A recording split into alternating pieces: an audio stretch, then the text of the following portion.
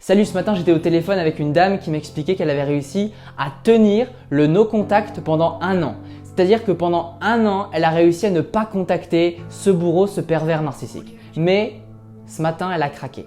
Ce matin, elle a repris contact, elle l'a débloqué de partout et elle lui a envoyé un message. Alors qu'est-ce qui s'est passé? En tout cas, peut-être que toi aujourd'hui, tu es en no contact ou tu es dans cette phase où tu veux ne pas le contacter, tu veux réussir à tenir ou tu as du mal ou peut-être que c'est plus facile. Bon, en tout cas, peu importe dans quel état tu es, ça va te parler parce que dans tous les cas, ça va se lier à ton histoire. Alors cette dame, elle m'expliquait qu'elle avait craqué. Je lui ai posé la question, pourquoi tu as craqué? Elle m'a expliqué, parce que j'ai une blessure d'abandon. Bon, alors là dans ma tête, je me dis, ok, c'est quoi le lien entre retourner vers son bourreau et avoir une blessure d'abandon? Donc je lui pose la question. Est-ce que ça veut dire, donc si je comprends bien, ça veut dire que chaque personne qui ont une blessure d'abandon doivent retourner vers leur bourreau, c'est ça? Et là, elle commence à comprendre que c'est pas logique. C'est pas parce que tu as une blessure d'abandon que tu dois retourner vers ton bourreau. C'est-à-dire que pour elle, dans son histoire, avoir une blessure d'abandon, c'était une fatalité. C'était absolument certain, sûr, normal qu'elle retourne vers son bourreau. Alors qu'il n'y a aucune logique. Mais nous, les êtres humains, on est des pros pour se raconter des histoires. Et je le sais parce que moi aussi, je me racontais plein d'histoires à ce moment-là de ma vie. Et encore aujourd'hui, on se raconte nos propres histoires, nos propres films dans notre tête et ça nous fait souffrir.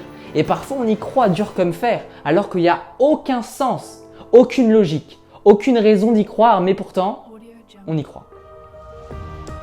Et en plus de ça, du coup, elle m'explique, elle commence à approfondir son histoire. En plus de ça, j'ai un besoin de reconnaissance.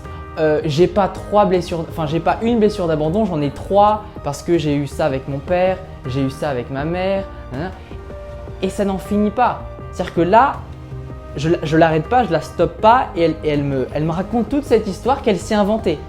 Parce que je lui pose la question, mais comment tu sais que tu as une blessure d'abandon? Comment tu sais? Comment tu sais que tu as une blessure d'abandon? Ah ben parce que un jour, le pervers narcissique m'a dit que j'étais sensible et que j'avais peur qu'on m'abandonne. Donc, et en plus de ça, un autre jour, on m'a dit ça. Et donc oui, c'est sûr, j'ai une blessure d'abandon. Et là, tu comprends que finalement, parfois, on souffre non pas des événements qu'on vit, mais des histoires qu'on se raconte. Tout simplement.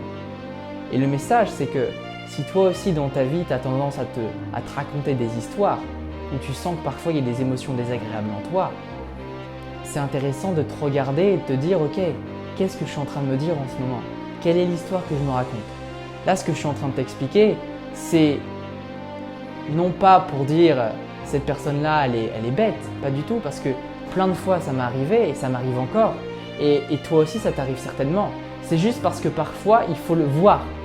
Et je voulais le montrer, l'expliquer parce que parfois on est tellement certain qu'au moins que là de l'expliquer de cette manière-là, on comprend qu'il n'y a parfois aucun lien. Et donc c'est vraiment super intéressant de s'interroger, de se regarder et de se dire ok là, est-ce que c'est pas une histoire que je suis en train de me raconter? Et pour continuer l'histoire avec cette dame, elle me disait ah mais dans tous les cas maintenant j'ai compris son manège, donc je crains plus rien parce que je sais comment il est, donc je vais pas me faire manipuler.